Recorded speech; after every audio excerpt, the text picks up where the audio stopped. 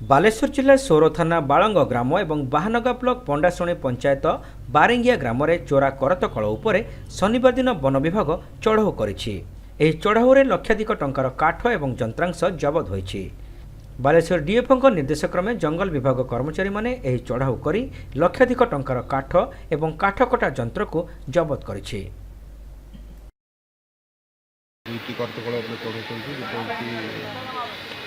Along और गोटे बारिंगिया बहुत दिन करतकल चलुवार आम पाखे अभियोग था।